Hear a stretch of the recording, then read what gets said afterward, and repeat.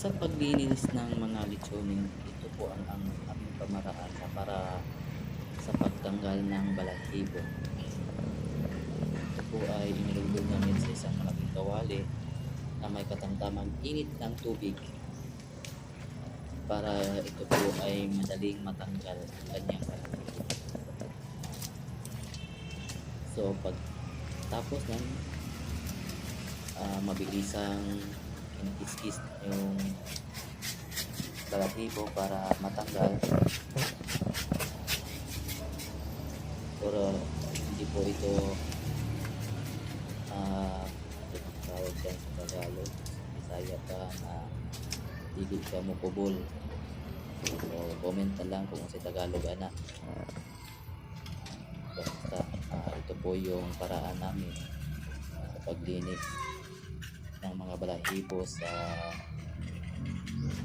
baboy.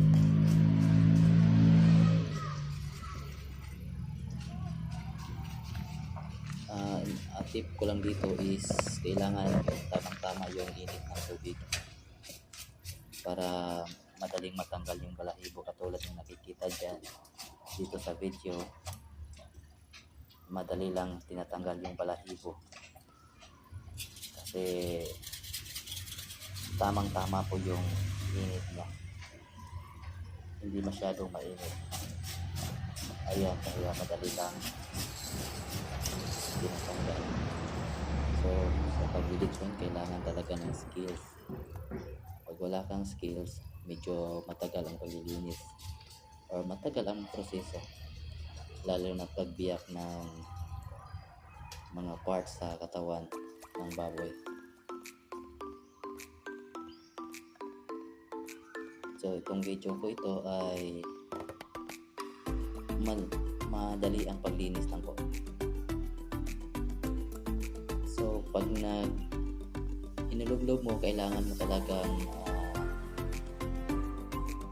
hindi nakapermente yung baboy kasi po baka sobrang init. Hindi po yan madaling tanggalin yung mga balahibo dyan. So kailangan talaga ng tamang-tama na init. Medyo mabigat to, 28 to 30 kilos, nahulog pa ang baboy.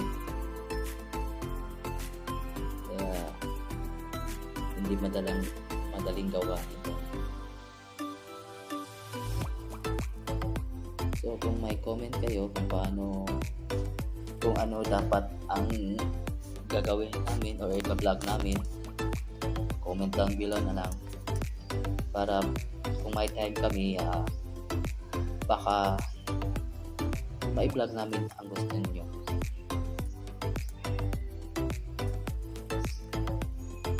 Ayan po yung niya. Kailangan lang talaga yung saktong-sakto ang init ng tubig. Yan po ang sikreto para mabilis lang tanggalin yung mga balahibo.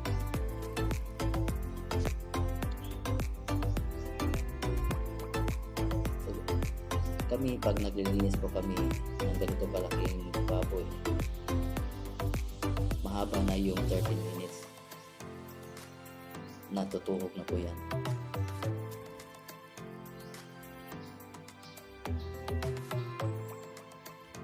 So kailangan talaga marunong ka. So mabilisan lang.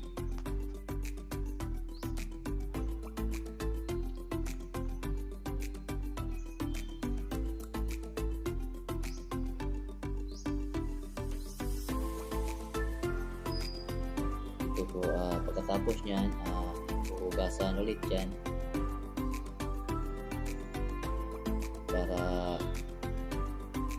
matanggal na po yung mga balahibo na kinikis-kis po namin. Pagkatapos, i-blade na po yan para wala na talagang balahibo matitira. So kung hindi ka sanay sa pag-blade, kalimitan po ay magkakaroon ng sugat ng baboy. Pero kung sanay ka na, para ka lang naglalaro. Tulad ng makikita nyo. So, ayan po. Sa next video po ito, ang continue po namin yung paano namin dinismantle yung loob at pagkuha ng malamang loob ng sa katawan ng baboy. At hanggang dito na lang po ang video nito. Maraming salamat po sa inyong panonood at don't forget to subscribe, like, and hit the notification bell para updated po kayo kung may bagong video na upload. Salamat po.